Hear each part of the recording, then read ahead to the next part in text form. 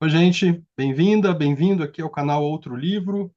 Hoje temos a presença do Fabrício Corsaletti. Seja muito bem-vindo, Fabrício. Obrigado pelo convite, Ricardo. Maravilha. Fabrício, muito feliz de você estar aqui. Li com muita atenção o Engenheiro Fantasma. Engenheiro Fantasma, não o Engenheiro Fantasma. Saiu o livro que saiu pela Companhia das Letras, São Paulo, 2022. Prêmio Jabuti, melhor livro de poesia e melhor livro do ano também. E também vamos falar de outras obras do Fabrício, eu tenho algumas aqui, vou mostrar para vocês depois. Então, a nossa playlist de poesia já está com mais ou menos 50 conversas. Peço que você que esteja chegando hoje ao canal se inscreva no canal, ative a notificação, divulgue essa conversa. É, São conversas um pouco mais longas que a gente faz aqui nesse espaço do YouTube, que em geral, é marcado pela brevidade, pela rapidez. Então, se você puder nos ajudar nesse trabalho de mais nuances, né, de mais complexidade, falando de literatura, agradeço muito aí você que está assistindo. E agradeço ao Fabrício que está aqui, né, com a disponibilidade para conversar com a gente. Quem não conhece o Fabrício, ele nasceu em Santo Anastácio, no Oeste Paulista, em 78. Desde 97 vive em São Paulo. É formado em letras pela USP. Em 2007 ele publicou o Estudos para o Seu Corpo, aqui, que junta, né, os primeiros 4 livros de poesia do Fabrício, O Movediço de 2001, O Sobrevivente de 2003 e 2 livros que saíram ali naquele volume, História das Demolições, Estudos para Seu Corpo. Também é autor de King Kong Cervejas, 2008, da novela Golpe de Ar, em 2009, os poemas Esquimó, 2010, Prêmio Bravo de Literatura, Quadras Paulistanas, 2013, Baladas, 2016, Todo Poeta é um Bar, 2018. Fabrício produz muito, você está vendo, né? Roendo Unha, 2019. Esse mais recente, La Ley del Deseo e Outras Películas, 2023. Também é autor de livros de crônicas, de livros infantis. Não vou nem citar, mas depois eu deixo na descrição da nossa conversa aqui. Tem uma antologia bilíngue dos seus poemas, com tradução para o espanhol, do Mário Câmara e da Paloma Vidal, que saiu na Argentina. Feliz com mis orejas, 2016. O que mais, Fabrício? Tem Ah, mais é lançamento, isso. né? Tem, Oi? tem um lançamento aí que você queria mostrar, né? Saiu também pela editora Fósforo, na coleção Círculo de Poemas, esse São Sebastião das Três Orelhas. É um livro que se passa na Serra da Mantiqueira, livro de poemas também. É, Acho que é isso. Ano que vem eu vou lançar. Tem a tradução do César Vallejo, tradução também do Hirondo, que eu adoro, o Poemas para Ler no Bonde, que eu fiz junto com o Samuel Titan. O Ah, Vallejo eu fiz com o Gustavo Pacheco. sim. Estou traduzindo o Loca, que acho que sai ano que vem. E sai ano que vem pela 34, sai um livro infantil que chama O Livro dos Limeriques. E um livro que reúne os meus 2 livros de crônica, mais um livro inédito de crônica. E tudo vai chamar Um Milhão de Ruas. E aí estou preparando um livro de poesia para 2026. É isso. Acho que é isso.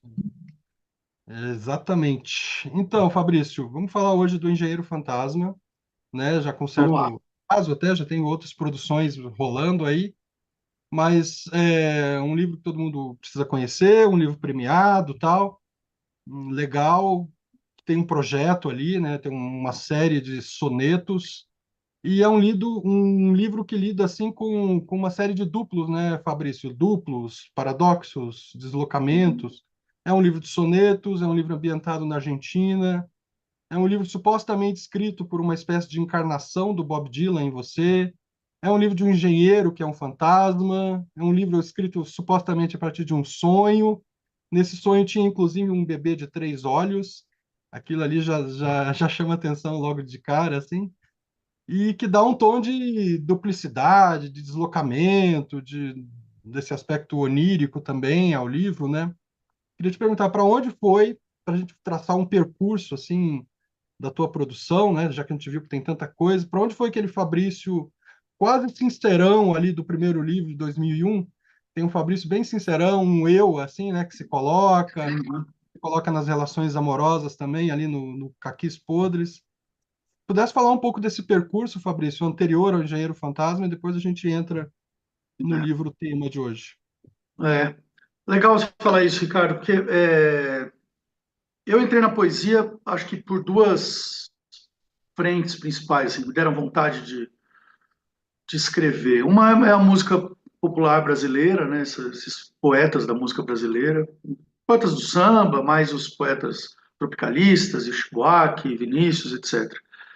Eu sempre ouvi muita música e achava aquilo incrivelmente poético, sem saber que era isso que eu sentia. E depois, com 15 anos, quando eu comecei a ler poesia na escola mesmo, comecei a ler poesia modernista e moderna, né? Drummond, Bandeira, principalmente, mas todo mundo, Oswald de Andrade, Murilo Mendes, Cira Meirelles, Adélia Prado foi importante. Então, para mim, hoje pensando, assim, depois de 30 anos, essas coisas se misturam um pouco. Tudo isso que eu citei tem uma linguagem, claro, tem o Drummond do Claro Enigma e tal, mas você é apresentado por esses poetas, para essa tanto da música quanto da poesia moderna brasileira, como algo, aquilo é algo que é bom de ler, não é difícil. Eu nunca pensei nisso, isso é difícil de entender. Não teve isso para mim quando eu comecei a ler. E não que não tenha hoje, né? Se eu for ler um Mallarmé hoje, eu acho tão difícil quanto eu achava com 15 anos. Mas esses poetas que me levaram para a poesia não tinha muito essa ideia da dificuldade.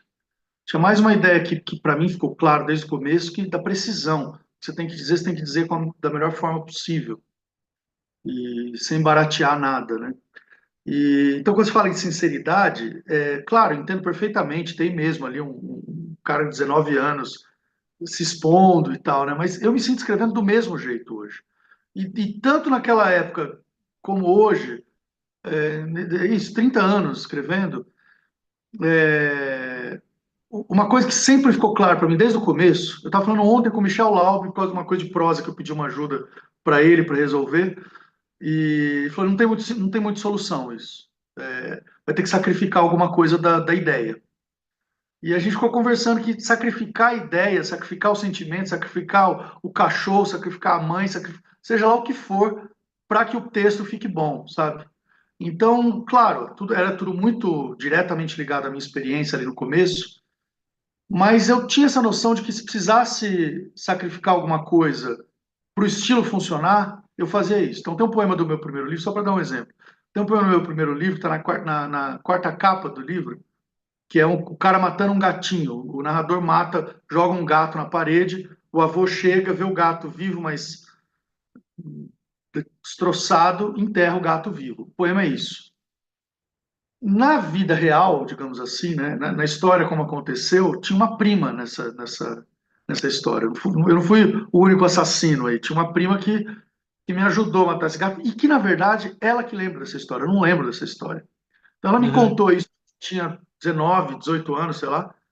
E, lembra daquele dia, tal. Eu falei, puta, não lembrava, né? E fiz o poema. E tentei colocar a prima no poema, mas não cabia, não tinha como, porque o que interessava ali era a relação do menino com o avô, entendeu? Então, isso, assim, eu não estou relendo o que eu fiz, não. Isso sempre foi claro para mim, assim, seja lá o que eu for escrever, se precisar mudar, sabe, se a mãe vira tia, se o amigo vira primo, aquela cena do Truffaut, né, do homem que amava as mulheres, se o vestido da menina é azul, mas fica melhor vermelho, ele vai lá e muda, né? Eu faço isso o tempo inteiro, então o processo não mudou muito, isso que eu quero dizer. Mas, Uhum. bom, não sei se eu respondi, eu acho que eu fui para outro lado, mas o Engenheiro Fantasma tem a ver com uma série de paixões que eu tenho, assim, como leitor, como ouvinte e tal, que a principal, claro, é o Bob Dylan, que é talvez o artista que eu mais ouvi, mais fui obcecado, mais pensei a respeito, etc. Mas nessa época que eu estava escrevendo Engenheiro Fantasma, que foi na pandemia, eu estava aos 4, 5 meses estudando Borges. Então, é curioso, né? Eu morei na Argentina, então isso também entrou no livro. Acho que o segundo personagem do livro, depois do Dylan, é a cidade de Buenos Aires, né? Hum, Mas o Borges mexe com a gente, né? É um negócio que você começa a sonhar com tramas borgianas e ver tudo de uma maneira muito, muito poderoso, né? O olhar dele para a literatura e para a vida, né? Como essa literatura muda a sua visão das coisas. Então, eu não sei se eu teria escrito esse livro se eu não estivesse estudando o Borges naquele momento, né? Que é um cara que eu li a vida inteira, mas que eu estudei muito na faculdade, fiz um semestre de aula sobre o Borges, mas fazia tempo que eu não parava para estudar. Eu reli tudo dele. E foi logo depois de ter relido tudo que eu tive esse sonho com Bob Dylan e deu origem ao livro, né? sim, sim. É, eu não conheço, né, Fabrício, esses livros do meio, né?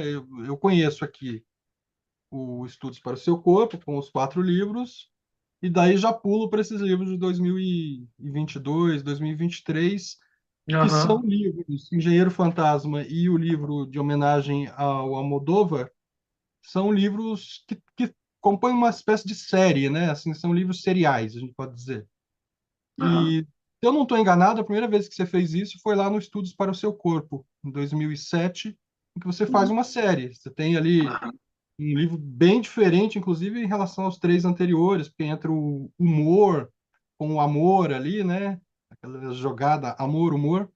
E o livro faz uma série, que são poemas bem singelos, bem espontâneos, bem surpreendentes também, discretos, de certo modo, também, né? E que não tem um traço, digamos assim, metafísico que a gente pode ver nos 3 livros anteriores, que tem as questões da memória, tem coisas assim. O que eu achei muito bom, inclusive. Então, eu queria te perguntar sobre essa ideia de livro serial, né, que tem no Engenheiro Fantasma, tem no La Lei del Deseo. Eu não sei se tem em livros anteriores isso. Porque aí, quando a Olha, gente está falando de livro serial, parece que o livro importa mais até do que os poemas isolados, no fim das contas, né? uhum. Pois é, isso é uma questão para mim, porque eu escrevi 3 livros que não eram seriais, apesar de ter uma unidade muito grande no primeiro. O segundo e o terceiro não, são mais reuniões de poemas, né? Mas aí teve esse Estudos para o Seu Corpo, que é um poema-livro, né? São, acho que 19 poemas. Depois eu fiz o Esquimó, que não é também um livro, não é um projeto de livro, é uma reunião de poemas daquela época e tal. Uhum. Aí depois fui para a prosa. Eu publiquei um livro de contos, que aí sim é super, tem uma unidade e tal. Eu leio muita prosa, né? Sou mais leitor de prosa que de poesia até. Eu releio muita poesia, mas eu estou o tempo inteiro lendo prosa. Agora, por exemplo, estou lendo a Selva Almada, né? Aquela romancista argentina. É, Aí eu publiquei uma novelinha que se passa em Buenos Aires também. Eu morei um tempo lá, voltei, fui escrever um conto, acabei escrevendo um romance curto, assim, chama Golpe de Ar. Vou chegar onde você está falando. Depois do meu livro seguinte, que são todos livros que são livros, assim, não são coisas que eu fui escrevendo aleatoriamente, né, assim, soltamente.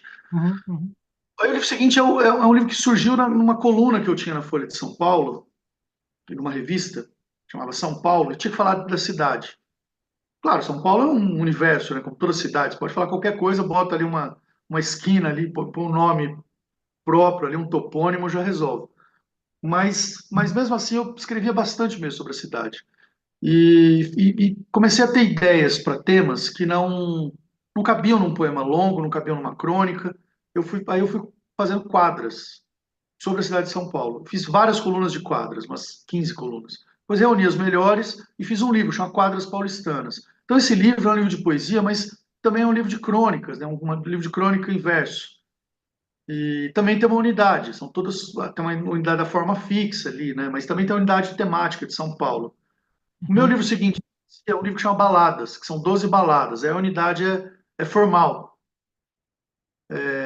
E o outro, o livro que eu fui fazer, que eu acabei fazendo, chama Roendo Unha, que eu fiz uma viagem a trabalho para Bodocó, no oeste de Pernambuco, sertão, que é do lado da cidade do Luiz Gonzaga, eu adoro o Luiz Gonzaga. Acabei ficando com vontade de escrever sobre aquilo, fui escrever um poema, acabei escrevendo um poema seriado em 40 partes.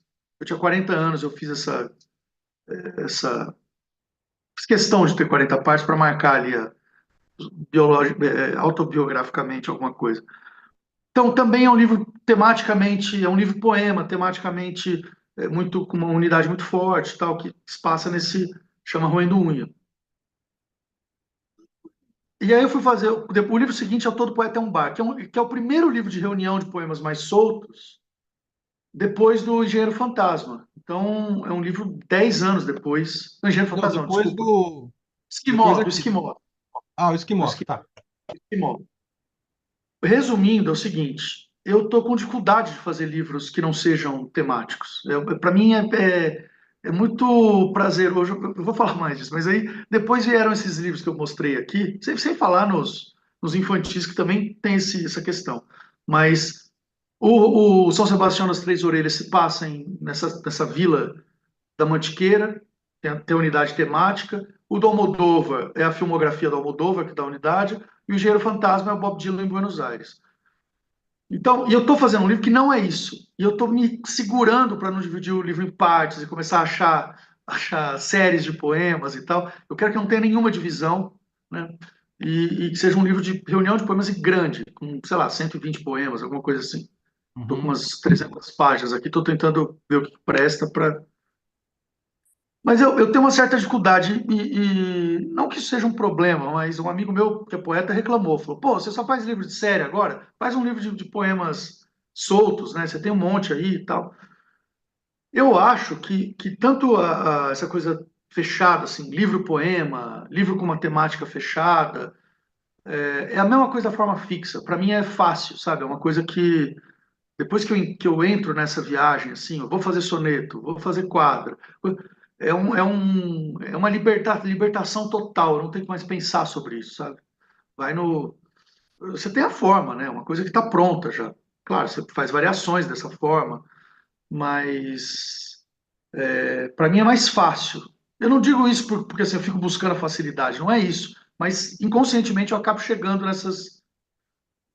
nesses universos fechados. E a partir desse momento você não tem que pensar mais em nada além daquele universo, né? E quando você vai fazer um livro totalmente livre, não tem limite nenhum, né? E a gente sabe como é difícil, né? Lidar com falta de limite para criar alguma coisa, né? Uhum, uhum. Então, eu acho que é por aí, tanto a forma fixa quanto o tema, quando eu encontro, é uma libertação, um alívio, assim, falo, bom, beleza, agora é só trabalhar, né? Aí eu gosto de trabalhar, acordo cedo e mando bala, e não tenho preguiça, não. Mas acho que a resposta é um pouco por aí, num certo sentido me livra de ter que deixar tudo em aberto, sabe? Me Uhum. livra do caos, um pouco isso. Sim, e aí você acaba trabalhando com essa noção de projeto também, no fim das contas, né? Sim. É. Que talvez seja pensada anteriormente à feitura de todos os poemas. Foi assim, por exemplo, com. Não, não, não, não. Não. Essas coisas surgem naturalmente. Inconscientemente, vai, naturalmente é difícil de falar, Ah, né? sim. Não, eu não penso antes nisso. O livro de quadros, por exemplo, eu fiz para me livrar de um problema prático. É como eu vou tratar desses temas todos que eu tenho aqui para falar da cidade. Não tenho nem o que falar numa crônica inteira de 3.000 caracteres sobre esse tema. Então, eu fazia uma coluna com 10 quadros ali na Uhum, folha. Aí uhum, depois tinha um monte de colunas. Eu falei, bom, vou fazer um livro com isso, vou fazer o quê com isso? Vou jogar fora? E selecionei as melhores e fiz um livro que o André Sandoval, né, aquele super artista gráfico, ilustrou, ficou lindo o livro. Depois o Balaras, o Caco ilustrou, o Caco Galhardo. Mas também foi tudo assim. O do Bob Dylan foi uma coisa que eu tive um sonho. Eu sou obcecado por Bob Dylan há pelo menos 20 anos. Mas eu já tentei escrever sobre ele, escrever com temáticas que tem a ver com ele, né? Nunca ficou nada muito bom, assim. O Esquimó deve muito já ao Bob Dylan, e tal, mas tem umas coisas ali que são, para quem é do ramo, quem é viciado em Bob Dylan, vê umas coisas ali. Mas o Engenheiro Fantasma eu fui pego de surpresa mesmo. Até um cara que leu o livro bastante e gosta do livro e estudou e tudo, é um professor do Rio Grande do Sul, Guto Leite. Ele me perguntou, depois de um ano conversando sobre o livro, ele falou, mas é verdade esse sonho que você, né, teve com o Bob Dylan, que você conta no prólogo? Tem um prólogo aham, no livro, né? sim. E é totalmente verdade. O sonho era exatamente isso. Tinha um bebê de 3 olhos, eu estava em Buenos Aires com a minha família, e o Bob Dylan era um cara que estava lá exilado, e eu ia descobrindo isso no sonho. Ia ficando fascinado com aquilo. É como se eu estivesse vendo um filme. Tanto que eu me afastava no sonho e via meu pai conversando com o Bob Dylan, por exemplo. Bob Dylan ia nos mesmos lugares que as pessoas com quem eu estava iam aparecendo. E aí eu lembro de ver uma roda de intelectuais argentinos, snobs, assim, aquela caricatura dos argentinos, assim. Eu adoro os argentinos, mas no meu sonho tinha essa caricatura.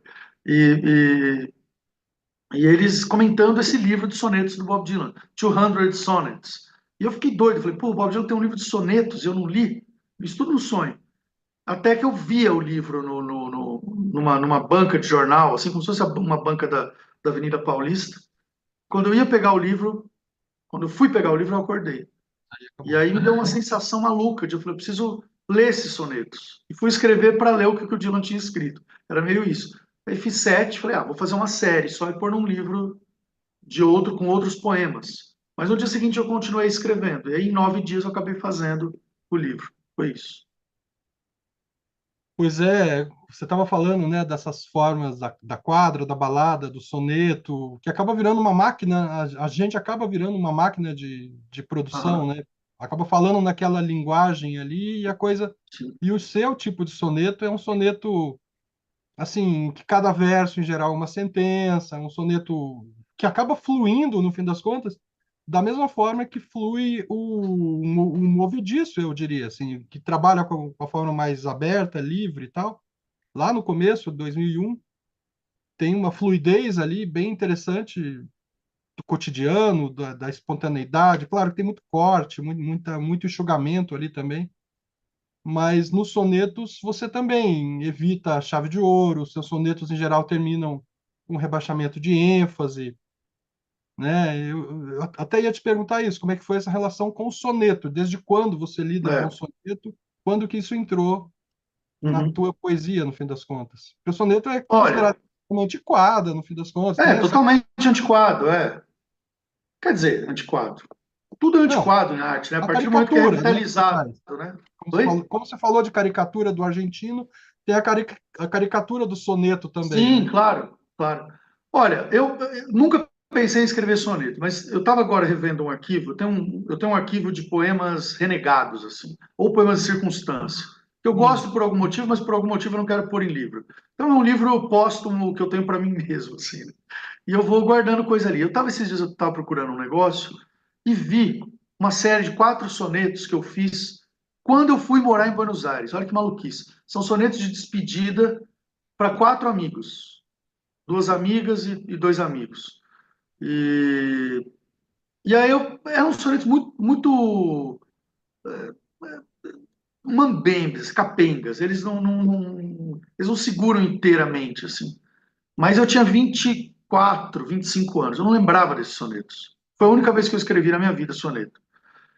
Aí, durante a pandemia, além de eu estar falando que eu estava lendo, estudando Borges e tal, além disso, eu estava traduzindo o César Vallejo. Foi a grande aventura minha na pandemia, foi ficar 18 meses diariamente com o Gustavo Pacheco no WhatsApp, traduzindo por mensagem, assim, tinha trocando mensagem, traduzindo o César Vallejo.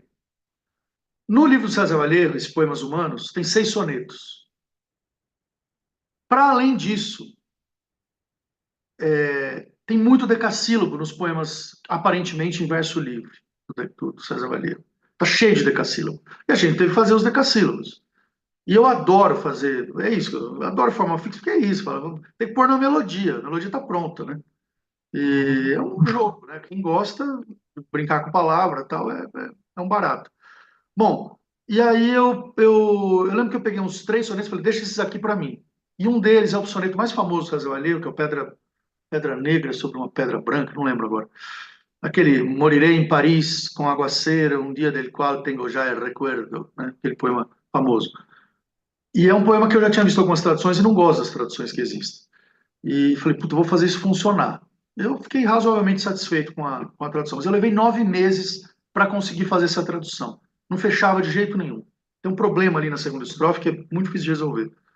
E, Mas o que eu quero dizer é o seguinte, eu fiquei muito tempo fazendo decassílabo na pandemia, antes de escrever o livro do Dylan, entendeu?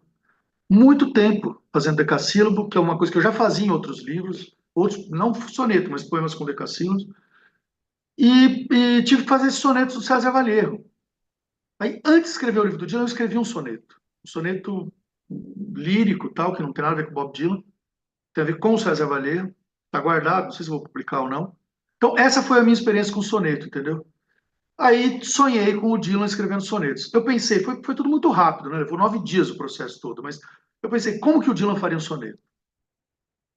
Bom, sou um leitor de poesia, né? Desde do Camões para cá, eu li quase tudo que tem de famoso, assim, né? Não li todos os parnasianos, por exemplo, mas li muita coisa. E sempre li e reli os sonetos do Vinícius, sonetos do Drummond, sonetos do Bandeira, sonetos do Camões, sonetos do Boccaccio, Gregório de Matos, etc. Sonetos traduzidos. Então, assim, eu não era estranho para a minha forma do soneto, mas tem um negócio no soneto, eu penso sempre no Vinícius quando eu falo isso. Tem um negócio no soneto que me incomodava, e era por isso que eu também nunca tinha vontade, não só por achar antiquado, mas também eu nunca tinha vontade de fazer aquilo. Eu falei, eu não quero isso na minha poesia. Que é um jogo de rimas que dá um entrelaçamento nos tercetos, nos dois tercetos, que é um esquema de rimas que eu não gosto. Que para mim soa como uma guirlanda, assim, uma coisa assim, entrelaçando. Hoje eu acho bonito, já. Depois de ter feito soneto, eu reconsiderei esse julgamento, mas eu acho que não tem a ver comigo, que eu gosto de prosa direta, eu gosto de Hemingway, eu gosto de Graciliano, eu gosto de, sabe, eu gosto de Bandeira, eu gosto de prosa e poesia. é, a precisão é a palavra-chave para mim, sabe? Eu gosto de imagens precisas, gosto de Apollinaire. Gosto, digo assim, é o que eu tenho vontade de roubar, vontade de fazer igual, sabe? Não que eu não consiga admirar coisas muito diferentes disso que eu estou falando. Mas eu pensei, tem que ser alguma coisa, tem que ser um soneto que não vá contra o que eu fiz até hoje, entendeu? Seja alguma coisa que tenha a ver com o que eu amo na literatura, na poesia e tal. E eu pensei, o que o Dylan faria para soneto? Falei, acho que ele faria o mais antigo de todos. Ele não faria um soneto. Ele não ia tentar inovar o soneto. Ele ia fazer imagens incríveis, mas ia pegar um soneto do Petrarca. E eu fui ver a maioria dos sonetos do Petrarca, não sei se todos, tem um esquema que o Camões usa também, que as rimas finais, o esquema de rimas, quase não soa como rima. Tem gente que lê e fala, mas não rima os terceiros? Eu falei, não rima, mas aqui está longe a rima. É A, B, C, A, B, C. É isso.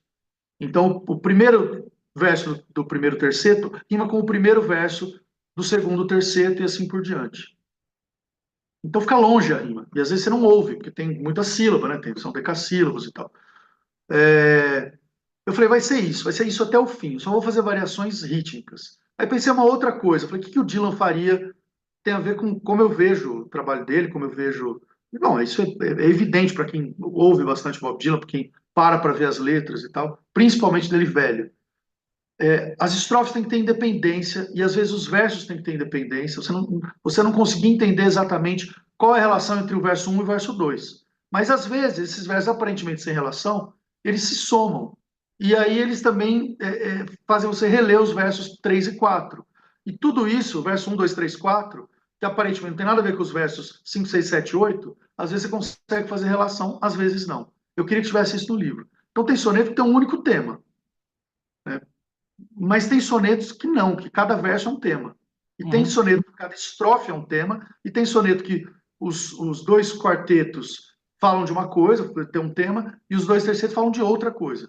Eu queria que fosse assim. Eu queria que tivesse uma grande bagunça no livro nesse sentido. Uma instabilidade mental, assim, de imagens, de temática e tal. Porque é como o Dylan faz as letras dele. Eu falei, é assim que eu acho que o Dylan faria. Que tem uma decadência no Bob Dylan também, que tem a ver com Buenos Aires, né? Esplendor e decadência, uma coisa ancestral e ao mesmo tempo muito oral e meio safra, né? Meio malandra, não é um cara careta, um cara que tá andando sempre pela cidade ligado a uma certa contracultura, mas que também sabe apreciar coisas da chamada alta cultura, se é que ainda existe isso e tal. Então, eu pensei nessas coisas assim, ali, nos primeiros dias escrevendo. Depois isso entrou no automático e fui fazendo. Mandei bala e peguei, falei, vou pegar tem que ter Bíblia no livro. Pegava a Bíblia, abria a Bíblia e peguei lá um verso do Isaías, o Uhum. coração do povo concordo, e continuei fazendo o poema sai daí, esse soneto sai desse verso do Isaías. Fiz uma tradução do All on the Watchtower, do Dylan, que é um dos sonetos, é uma tradução dessa canção dele, e por aí foi. Pois é, acho que é isso mesmo. Assim, eles são bem fluidos e a nossa sensibilidade, a gente pode dizer que ela é mais dispersa, trabalha com fragmento, e o Dylan é exemplo disso, com certeza. Então, Né? acho que casou É isso, era totalmente tudo fragmentário mesmo. isso, o fragmento está ali. Você Não, e falou tem uma aí. coisa também que eu Ah, não falei, mas tudo isso, né, esse esquema, tem duas coisas que eu não falei, uma é a mais importante, mas primeiro que esses sonetos eu queria que eles, num certo sentido, sendo bem óbvio, assim, eles deslizassem, assim, você não trava, o esquema de rimas que eu falei do Vinícius, que tem às vezes os esquemas de rimas fazem você voltar muito, assim, esse entrelaçamento, ele cria uma dobra em cima da frase, que eu não queria que tivesse, queria que fosse tudo para frente, para que o livro fluísse como um romance, como uma grande narrativa, sabe? Um romance em versos. Eu queria que tivesse isso. E eu acho que ia atrapalhar se tivesse variação de esquemas rímicos, sabe? A outra coisa que eu não falei é o seguinte: eu fui atrás do Petrarca para achar esse esquema de rimas. Mas, agora, esse ano, 2 anos depois de ter escrito o livro, eu fui dar um curso sobre Bob Dylan na Escrevedeira. E um amigo meu que mora nos Estados Unidos me mandou um paper de um professor de Berkeley, que é um cara, esqueci o nome dele agora, mas ele é um cara que estuda poesia medieval francesa e italiana. Faz uns 15 anos ele encanou com o Bob Dylan e está só estudando Bob Dylan. E ele pega o Blood on the Tracks, aquele puta disco do Dylan de 75, e descobre que Tangled Up in Blue, aquela música famosa, né, são, na verdade, cada estrofe é um soneto em inglês. E são 8, é um feixe de sonetos, são 8 sonetos encadeados, o Tangled Up in Blue. E, e é uma loucura. E ele faz toda uma análise comparando esse disco do Dylan com o On the Road do Kerouac, colocando como paralelo a relação do Petrarca com o Dante. Então, o Petrarca é o poeta da individualidade, que fala para uma amada e não para uma geração, e o Dante é o cara da geração, do inferno e tal. É o Dylan rompendo com a geração beatnik e tomando um caminho próprio nesse disco, segundo esse cara. E a primeira música é uma espécie de homenagem ao Petrarca, que ele faz sonetos e nunca ninguém tinha percebido isso, que cada estrofe é um soneto. E ele cita o Petrarca numa das estrofes. Então é incrível. Eu nunca, até parece que o Bob Dylan faria já teve gente que falou para mim, até parece que o Bob Dylan faria um livro de sonetos. Eu falei, como não? Ele fez um disco de Natal, ele fez coisas muito piores. E, e aí esse cara fala isso, que o Dylan fez uma música que, na verdade, são 8 sonetos encadeados. sim, sim. É, você falou aí só voltando um pouquinho, você falou aí do Guto Leite. A gente conversou Aham. com ele aqui no canal. A gente tem, para quem está chegando agora, a gente tem uma playlist também de narrativas e o Guto está lá, o professor Guto, o poeta, o cancionista, está lá Sim, falando do romance dele, que é o Devoção, que é um livrinho bem legal também, então recomendo essa conversa também. sim. Eu gostaria ainda de te ouvir, Fabrício, sobre canção, mas acho que antes falar um pouco disso que você falou agora, que é pensar o Engenheiro Fantasma como um romance também, como uma narrativa, né? Porque assim, tem essa preocupação com a descrição da cidade, que é feita assim por índices de paisagem, de pinceladas, né? A gente pode dizer assim. A cidade no começo ela é descrita mais de fora, depois mais de dentro no decorrer do livro, né? E a partir dali do soneto 30, mais ou menos, começa a entrar, inclusive, mais na subjetividade do próprio personagem Bob Dylan, ali, do autor Bob Dylan, né? Ele se colocando como viajante, falando do passado, falando do seu trânsito ali, uma espécie de cigano.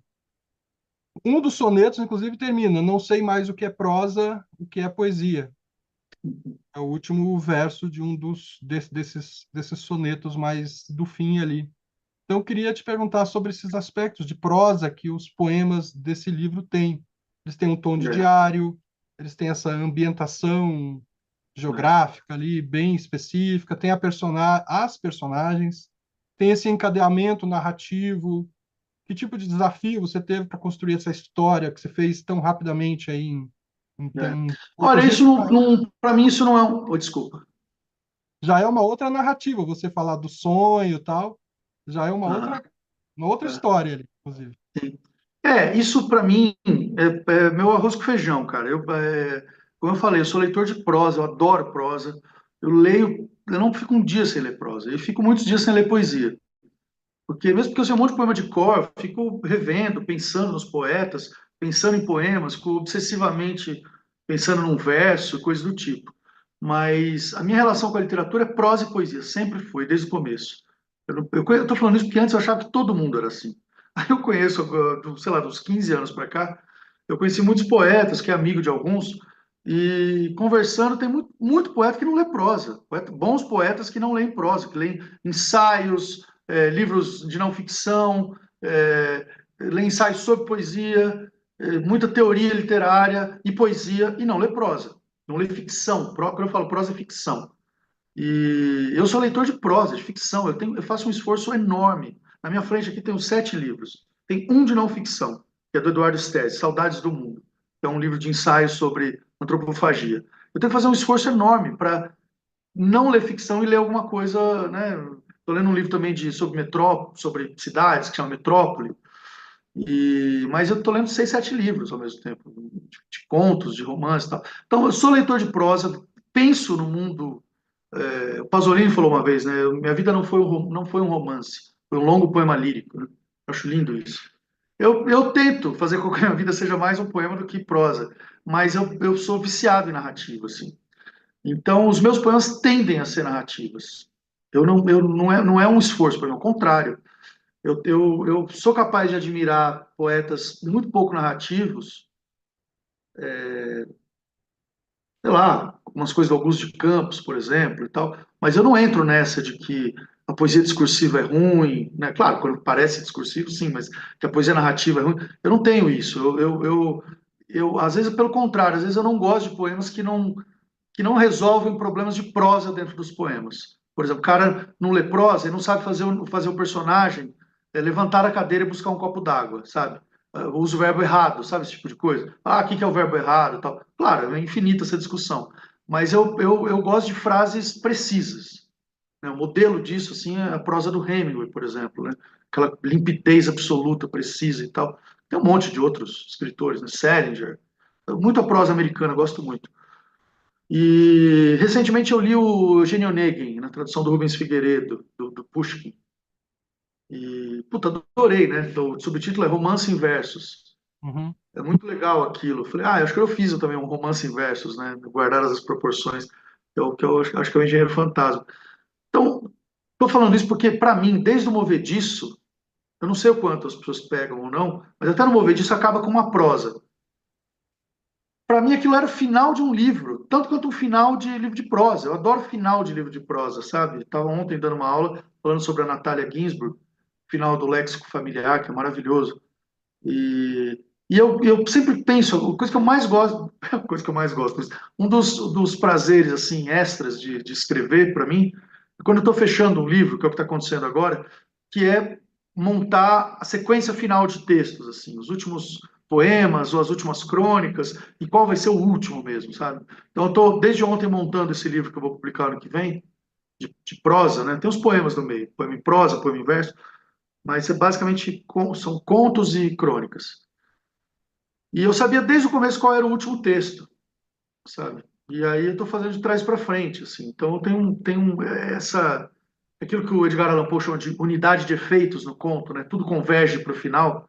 Eu sinto isso nos meus livros de poesia. Eu tento fazer isso. Quando eu não tenho isso, me dificulta. Acho que até por isso essa coisa que eu estou falando de fazer livro que você perguntou, esse livro seriado, livro com um tema fechado, eu acho que tem a ver com isso também. Com o fato de eu ser um leitor de prosa, eu estudo conto, dou aula de conto há anos. E Então é isso, eu sou leitor de prosa, adoro. Meu livro preferido é Odisseia, por aí vai. Você escreveu esses sonetos na sequência ou Não, você montou o livro depois? montei depois, mas o primeiro poema foi o primeiro poema que eu escrevi, e o último poema foi o último poema do primeiro dia. Foi o sétimo poema que eu escrevi. Hum, Eu escrevi 7 poemas no primeiro dia, entre eles eu enfiei todos os outros poemas depois. Foi assim. sim. E é isso, e no final do livro vai ficando mais melancólico, ele já tá. Morre um amigo. Eu queria que tivesse alguns acontecimentos. Por exemplo, tem o Pepe el Camelo, Camejo, né? Que é o Pepe o Camelo. Esse personagem aparece, acho que antes do soneto 20, não tenho certeza, e depois aparece lá no final, ele morre assassinado. Se ele tivesse um assassinato latino-americano, assim, visto por um americano, norte-americano, né? E também para marcar essa coisa dos personagens que voltam. E aí começa ele vendo a cidade e depois ele já com problemas, como todo mundo que cai na vida de algum jeito, né? E ali ele já está com alguns problemas e umas angústias e umas coisas e tem que cair fora do. Aí ele acaba falando, não posso mais ficar nesta cidade, né? O passado tem peso de granito. E aí ele vai embora. E então eu penso assim, penso como uma narrativa. Uhum. Interessante tudo que você está falando aí, porque dá para pensar assim que uma das características da tua escrita, do teu projeto, não dá para falar de obra assim, que você está construindo isso tudo, Uhum. mas é também tirar a poesia um pouco daquele pedestal, né? Da poesia pura, tal, porque você é um Uhum. poeta que gosta da canção, um poeta que gosta da narrativa, que gosta da crônica, que gosta de exercitar outros gêneros também. Mas eu queria te perguntar mais sobre a presença da canção, né? Que ela aparece lá nos teus primeiros livros, tem títulos de poemas, canção Uhum. disso, canção daquilo, tem a referência ao jazz, ao samba, ao Uhum. chorinho, tango. Então é algo que te acompanha desde o começo, essa Sim. presença da canção, assim, de um poeta que talvez quisesse ser um músico, alguma coisa assim. É. Então eu queria que você refletisse um pouco sobre esse aspecto da canção. Uhum. É. Olha, é um assunto infinito para mim, mas por muitos motivos. Mas essa coisa de tirar a poesia do pedestal, na minha opinião, na minha modestíssima opinião, eu acho que isso já foi feito. Acho que tem gente que está equivocada olhando para a poesia como uma coisa pura e tal. Acho que pureza não existe, né? Aquela frase maravilhosa do Wallace Stevens, né? Que é a imperfeição é o nosso paraíso, né? E a sujeira, tudo isso, a sujeira do mundo, o caos, tudo isso tem que entrar na obra para mim, para eu gostar de um texto. Texto muito. Aí que tá. Quando eu falo isso, parece que eu sou um escritor relaxado. Eu sou zero relaxado, sou um obsessivo, maníaco. Eu fico anos, às vezes, mexendo num poema, anos mesmo, assim, 10 anos, 15 anos, e não significa que vai ficar bom, mas eu fico mexendo para tentar tirar problemas, assim, sabe? Eu tenho uma coisa de acertar mesmo, tentar acertar a precisão, não uma coisa de faço na primeira e acabou. Às vezes faço, mas às vezes não. E então, assim, não tem nada a ver com relaxo, nada a ver com não fazer direito. Eu sou obcecado. Mas o que acontece com essa coisa da canção é que são muitas coisas. Uma é que na minha família se ouvia muita música, se ouve ainda, mas meu pai é um cara que chega, ele é dentista e compositor. Ele chega do trabalho, a primeira coisa que ele faz é pegar o violão, todo dia. Então, eu ouvi violão a minha infância inteira. Tipo, eu ouvia todos esses caras da música brasileira, muito samba e tal, a minha infância inteira.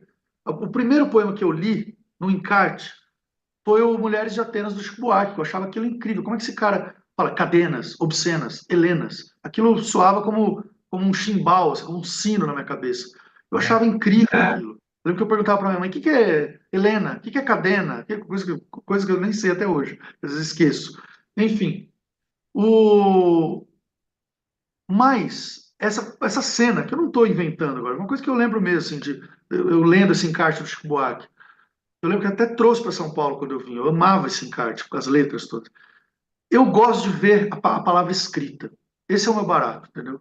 Por mais que eu quisesse ser um grande trovador contemporâneo, moderno, eu amo a palavra escrita. Eu amo poema impresso, assim, sabe? Eu vou falo, me chama para ler poema por aí, eu vou, leio, o maior prazer, gosto de ouvir algumas pessoas lendo e tal. Mas o meu barato é um livro, para mim, não foi feito para ser vocalizado. Um livro, para mim, livro de poesia, é para ler em silêncio, em casa, sozinho. É assim que eu gosto de ler poesia. E é isso que eu mais. Foi o que mudou a minha vida. Deu sentido para minha vida, deu rumo para minha vida. Né? Eu estou fazendo um monte. Tomei milhares de decisões na minha vida em função disso. Poderiam ter sido outras, que talvez eu teria sido mais feliz, mas eu duvido muito. Eu acho que não dá para ser feliz sem fazer o que você. Feliz, que palavra é essa, né? Não dá para você ter tesão nas coisas sem fazer o que você gosta e tal. Então, a primeira coisa é isso, eu adoro, o meu negócio é a palavra escrita, mas eu acho, em momentos de mais lucidez, assim, eu tenho a impressão que a grande arte do século XX é a canção. Eu acho a maior arte. E esses caras, Chico Buarque, Caetano, Bob Dylan, nem se fala, mas todos eles mesmo, Gil e por aí vai. É uma coisa mágica o que esses caras fizeram, assim, né? Cole Porter, e mesmo outros, assim, né? Não nesse nível, mas eu acho que é um negócio inacreditável. Aquele nível de poesia que esses caras chegaram cantado, né? Tem toda a sedução, todo da música, da melodia, dos instrumentos e tudo isso. Então, a música para mim é algo que eu nem discuto. É meio que é meio que é um absurdo falar isso, mas é o pano de fundo, assim, eu ia falar trilha sonora, assim, é o pano de fundo da vida do século XX, né? Ninguém vive. Claro, deve ter algumas pessoas, como João Cabral, que odiava música e tal, mas mesmo que você não ouça a música, essas músicas fazem parte da sua vida, né? Elas embalam tudo, assim, e marcam, né? Tem essa coisa da música com a memória, né? Que marca a época em que você ouviu, tudo isso. Esses dias eu passei por isso, estava ouvindo uma música do Dire Straits, assim, que eu nem gosto, mas que eu ouvia na adolescência, e aquilo me veio a minha adolescência inteira, assim, lembrei de coisas que eu não lembrava. Então, eu tenho na mais alta conta, assim, acho uma coisa divina, né? A grande música do século XX, sabe? Mas não é exatamente o que eu quero ver. Eu adoro, estou fazendo um disco agora com a Lulina, estou fazendo letras, estou adorando fazer isso, tudo certo, mas. E é isso, né? Sou obcecado por alguns desses compositores, letristas e tal. O Dylan é uma obsessão absoluta na minha vida, mas isso não significa que eu trocar, não sei se eu trocaria, sabe? Ser um poeta escrito por um poeta, coisa. Eu gosto de livro. A hora que chega um livro meu em casa, assim, e tá pronto, sabe? É um negócio que não tem. Só quem passa por isso sabe o que é, né? Aquela coisa de.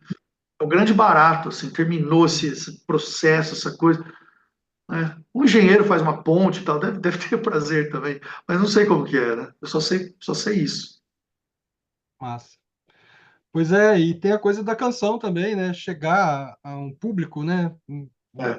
O Caetano fala de ter desistido de fazer cinema, literatura, porque ele havia na canção esse potencial de conversar com todo mundo, no fim das contas, também, né? Sim, sim. E a gente está falando de poesia, que é esse gênero que tem menos presença social, a gente pode dizer assim, né? É. Em compensação, o seu livro ganhou o prêmio lá de Jabuti, o prêmio Jabuti, tinha vencido outras premiações aí por aí também. Desde que o Jabuti começou essa premiação de melhor livro do ano, dos 6 livros, dos 6 prêmios, 4 foram para poetas. Então, eu queria te perguntar um pouco, você que está nessa estrada aí há um tempo e é um poeta de muita presença, de muita publicação. Como é que você sente hoje o lugar da poesia na literatura brasileira? Se é só um lugar honorífico, no caso dessas premiações e tal, porque eu estava conversando com o Regis Bonvitino, por exemplo, ele falando de que o público não se ampliou. Dos anos 80 para cá, o público não, para ele, né? O público não teria se ampliado, a poesia não teria conquistado novos públicos. Como é que você sente isso? De Uhum. ter poeta e. Olha, eu não sei números, né? Não tenho números dos anos 80 para cá, mas eu tenho a impressão que não é verdade isso. Não é Uhum, um aumento incrível, nada longe disso. É um público pequeno, mas Eu vejo poetas que vendem, não é o meu caso, eu vendo o básico assim de poetas que saem por editoras grandes. Mas eu vejo poetas como Ana Martins Marques, Bruna Beber, Angélica Freitas, elas vendem 6.000, 7.000 livros. É bastante. É o que vendia, é o que o Rubem Braga vendia, é o que Crônica vendia naquela editora do autor, editora. Eu estava lendo um ensaio sobre isso. O Rubem Braga e o Fernando Savini tiveram a editora do autor e a editora Sabiá. Os Uhum. livros eram numerados. Eu comprei um livro, uma primeira edição aqui, que ninguém compra, R$ 6 na estante virtual. Eu comprei um livro de primeira edição, estava numerado, 6.400 eu não sei quanto. As tiragens tinham isso, imagina. É, era muito, livro de crônica. Hoje não vende nada. Mas poesia, tem gente que vende isso hoje, sabe, no Brasil. Não é muito. O Brasil tem 200 milhões de habitantes, mas no público de poesia, eu não sei se vendia isso nos anos 80. Não sei se alguém vendia 5.000 exemplares de poesia, sabe? Eu acho que não. E, então, eu acho que aumentou.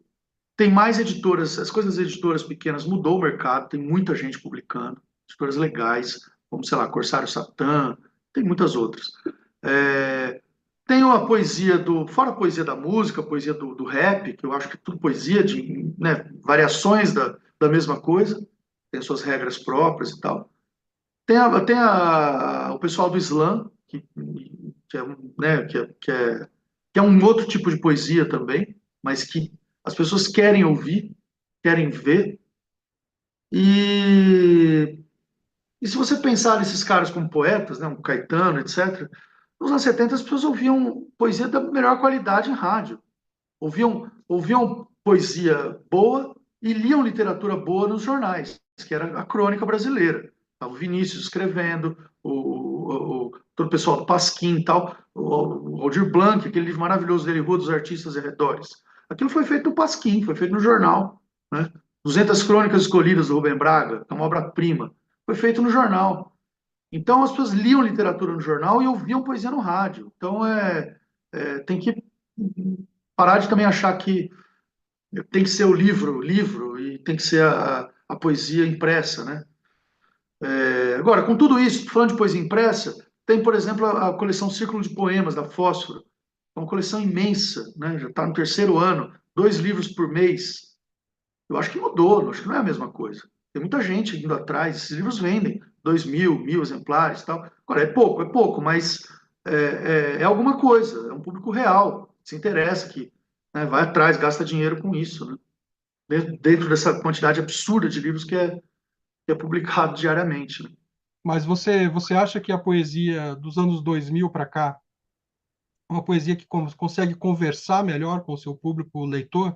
Porque é uma poesia que não tem que se haver mais com concretismo, por exemplo, não tem que Uhum. se haver mais com o neobarroco, com todas essas imposições de um certo hermetismo, uma certa dificuldade que o poema carregava.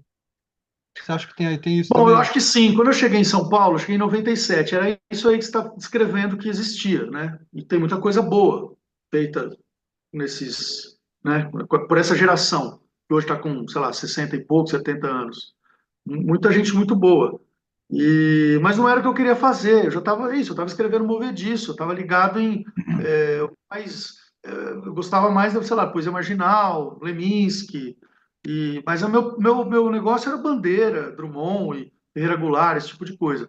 Não que eu não lesse os concretos, não lesse essa geração, eu lia, mas eu nunca gostei de hermetismo para mim, assim, eu nunca olhei para um poema hermético e falei, um dia eu quero fazer um poema assim, nunca. Eu gostava do Porquinho da Índia, eu falei, eu quero fazer isso. Né? Então, sei lá, é a sensibilidade de cada um, né? Então, eu fui fazendo isso meio solitariamente. Depois chegou uma geração, que acabou sendo a minha geração, que eu já tinha, sei lá, eu estava publicando Estudos para o Seu Corpo em 2007, são 4 livros. A Angélica Freitas estava publicando Milkshake. Uhum. Aquilo foi uma revelação para mim. Foi um negócio. Eu lembro o dia que eu li o Milkshake. Li no ônibus indo trabalhar e falei, nossa, que incrível, que liberdade que essa menina tem e tal. E depois que é amigo dela, mas a gente, falando que a gente trocou muita, conversou muito sobre poesia e tal. Mas foi uma influência forte para escrever o Esquimó, por exemplo. Foi o livro de virada para mim. Angélica e Bob Dylan, assim. E mas o que eu quero dizer é o seguinte, que eu acho que a Angélica ela é meio o marco dessa geração, dessa virada, assim, do muito humor, muita linguagem direta, não tem hermetismo, apesar de ter muita sofisticação nela, e eu acho que ela é o marco de virada. Mas eu estava fazendo isso, não estou falando isso para ser precursor de nada, não, pelo contrário, estou declarando aqui a minha dívida com a Angélica, mas já falei muitas vezes isso. Mas eu estava fazendo isso porque era o que eu queria fazer, eu falei, eu não vou tentar fazer poema hermético, né? Nada contra, não, nada contra mesmo. Hoje eu leio esses poetas dessa geração com muito mais prazer do que eu lia, inclusive, com 20 anos. Porque, claro, com 20 anos você vai afastando as coisas que você não quer fazer, É, porque você tem medo. Seu ego não dá conta de ficar brigando com Augusto de Campos e companhia, né? Então você fica na defensiva. Mas hoje eu não estou na defensiva nenhuma, estou fazendo meu trabalho e acho ótimo que cada um faça o seu, né? Tem uma variedade muito grande de poemas, de poéticas hoje, né? Não gosto de assim, todas, pelo contrário, detesto um monte de coisa que se publica hoje, mas não tem problema, é assim mesmo, né? Tá todo mundo tentando fazer o seu rolê, achar sua voz, achar fazer funcionar de algum jeito, né? E dá para funcionar de muitas maneiras, né? Fazer boa poesia de muitas maneiras, né? eu acho que é um sinal dos anos 2000 mesmo. A gente vê a massificação da poesia do Leminski, né? Que se É. massificou nos anos Aham. 2000 com a poesia reunida e tal. Mas eu acho que é uma geração que consegue se comunicar melhor. Assim, eu venho de um ranço dos anos 90 ainda, eu acho, em que alguns livros meus têm esse diálogo mais com o contemporâneo, mas eu ainda tenho eu sou dessa geração que ainda vem desse certo ranço ainda, do Tinha poema que mais. responder, né? Respondeu Mallarmé Campos, É, Mallarmé Campos ou coisa marginal, né? Era é um racho, difícil se assim. livrar disso, cara. Nossa, é muito difícil. É, Mallarmé João Fabrício, Cabral, Irmãos Campos, né? isso.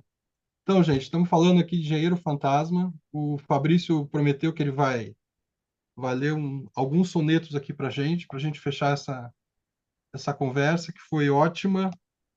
A gente costuma manter aqui esse papo nesse intervalo de uma hora, mais ou menos, Fabrício.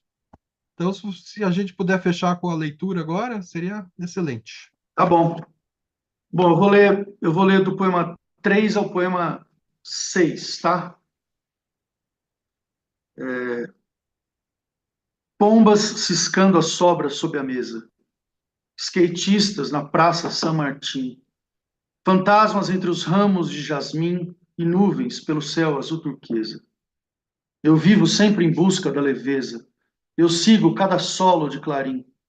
Não sei o que é ser bom ou ser ruim. Em cada esquina espreita uma surpresa.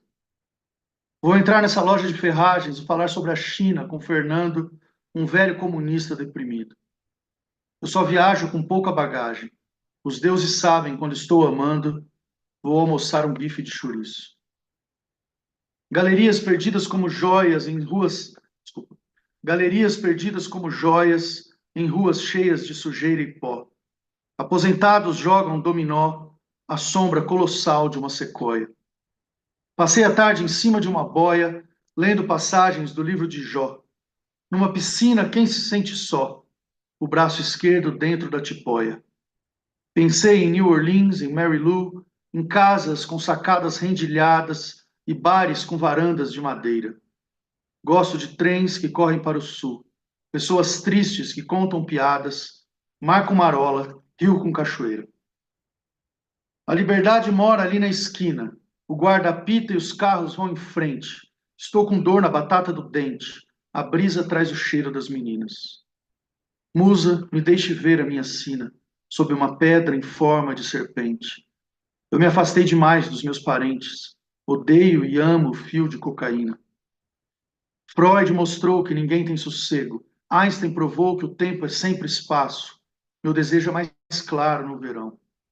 Selei meu burro, soltei o morcego, pus meu relógio, cuspi o embaraço e então atravessei o Rubicão.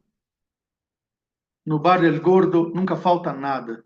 Cerveja escura, canapés de porco, a gente bebe até cair de borco, depois vira motivo de piada. Hoje eu tenho um encontro com uma fada. Seus braços são a corda em que me enforco. Todo suco de uva dela emborco. Acho melhor quando ela está suada. De salto, chega a 2 metros de altura. Seu nome é Guadalupe, como a santa. De santa não tem nada. Eu também não. Bob, você sabe que o amor não tem cura. Ela me diz, eu respondo, giganta. Não se preocupe com meu coração. É isso. Muito bom, muito bom. Obrigado, Fabrício. Legal. Obrigado pelo convite, Ricardo. Espero ter respondido suas perguntas. Foi um prazer. Foi massa. Então, gente, eu deixo para vocês aqui esse livro, vocês podem achar nas livrarias. Deixo também o link da Companhia das Letras, para quem quiser adquirir ainda esse livro. Muito bom. E voltamos aí semana que vem com mais outro livro. Um abraço. Obrigado, Ricardo.